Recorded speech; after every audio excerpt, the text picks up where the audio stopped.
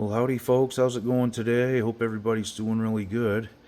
Boy, it's been awful hot and humid in the old state of Maine here lately. It was over 90 yesterday with high humidity. It was just brutal out there.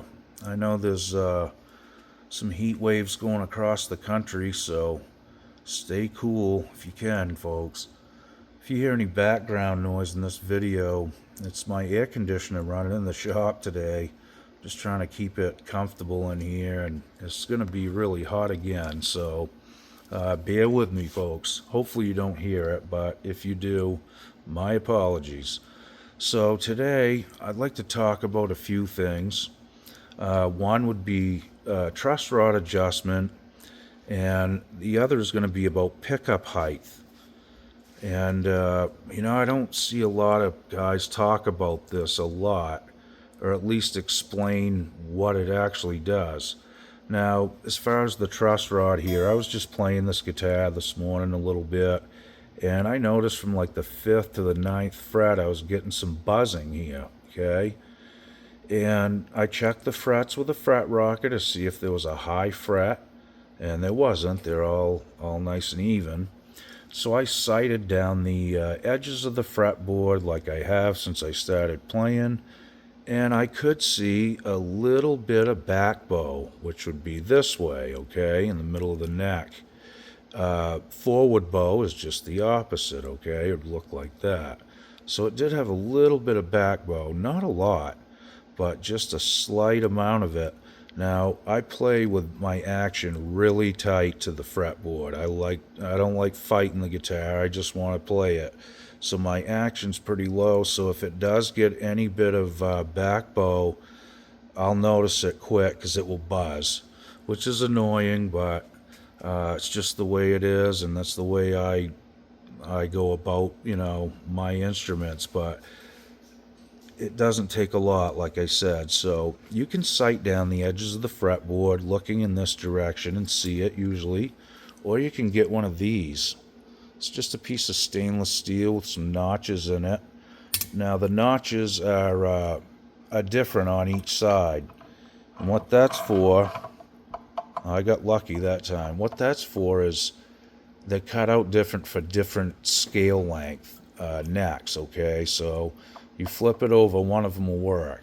Now what you want to do is look under the ends and see if there's any daylight under there, like, that. And make sure the tool is not rocking like a fret rocker. Look in the middle, see if there's any daylight under there. Okay, you'll see it if there is. And out on both ends. Now, right now, that's pretty flat, and I don't mind that. Now, a lot of guys want a little bit of forward bow, just a slight bit of relief. But I don't mind it flat, honestly. I play with light gauge strings and a light touch, and it really doesn't bother me. As long as they don't buzz, I'm good. I'll keep the action down as tight as I can. Not so it's not playable, but I like it quite low.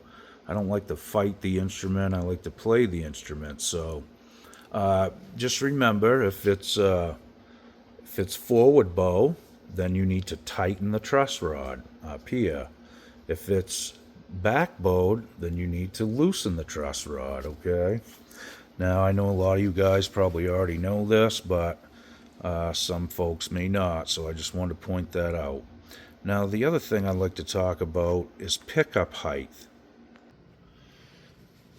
Okay, so now I don't think a lot of people really think about this too much, but I have put a lot of thought in this and experimented with this a lot over the years, okay? Now, these are old 1970s Bill Lawrence hot rails, okay? I got these from a guy's guitar. He had a 62 Jazzmaster, believe it or not, and it had a 3-tone sunburst. He sanded that off when he was young. And in the 70s, he pulled the pickups out of it and put these in and threw the other ones in the garbage. I know, it's painful to even tell this story, but I ordered him some brand new Fender USA pickups, the right ones, for a jazz master, put them in his guitar and rewired it, and he gave me these. So these are OBL 500 series from the 70s. They got patent pendant stickers on the back of them too. And they're 4-wire, so I've got them set up so I can split both. Okay, so I got a volume, and a master tone back here. 3-way toggle. Really fun setup. Really simple to run. So anyway, as far as pickup height goes, now this is something to think about. I know this happens on a lot of guitars when you're playing on the neck pickup. Okay, it's loud and beefy and usually louder than your humbucker, right? And then when you switch back here, it's thinner, not quite as beefy and loud. Well, a lot of that has to do with your pickup height. Now, I'd like to mention this. Okay, now if you look where this neck pickup is, right? When you pluck a string, the vibration is a lot more enhanced, and it moves more side to side and up and down. When you pluck the string again, there's not a lot of movement back here because you have the bridge, and there's your back pickup, your bridge pickups right there. So there's not as much vibration and movement over this pickup because it's terminated here, okay? And this is, in the middle, not quite in the middle of the string, but it's out, as you get towards the middle of the string, it moves even more, okay?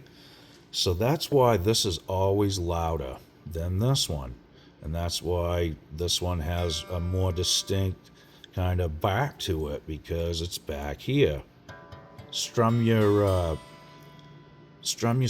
your guitar in sometime and strum the strings right over the front side of the pickup, then strum them back here. You can even hear it unplugged. There's just not as much vibration there, okay? And movement of the string. And the other thing I'd like to talk about is this. Now, you see a lot of famous guitar players, especially like if you look at a Les Paul, okay? Most famous people that I've seen that are Les Paul dudes, the pickup is down really low, both of them, right down basically flush to the pickup ring. And, even Stratocasters, I've seen it. Now, there is a science to that too as well.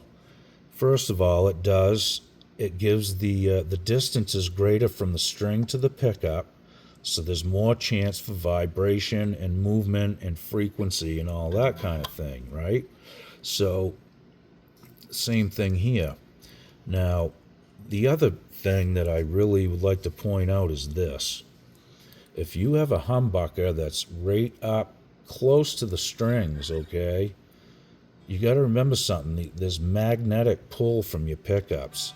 It'll make your guitar play harder, and it's just not going to sound as good. It might be a little louder with them up close, but it's not a nice brown sound. So that's something to think about too, and playability, okay? If you ever played a guitar with one pickup in it, they generally play really easy. And a lot of people don't realize that there is pull here. Another thing, if you have your pickup too close to the string, it can actually make the string pull this way.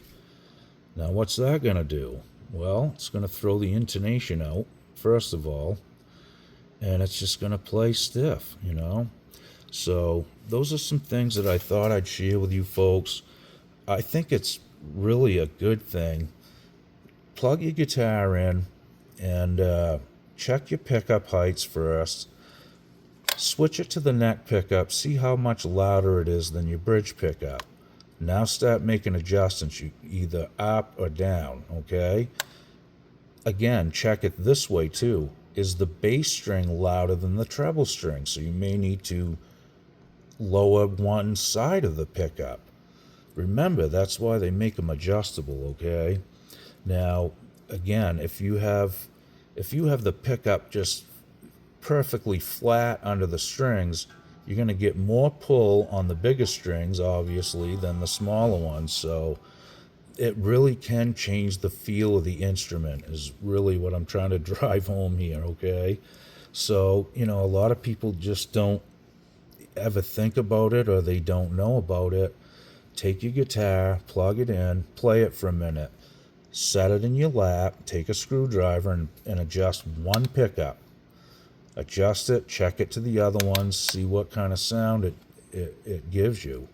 It's nice to be able to, if I'm playing rhythm on my neck pickup, when I switch it down here, I don't want to lose a ton of volume, because then you're done, unless you're playing with a volume pedal and you got it rocked back. I don't want to think about that stuff too much.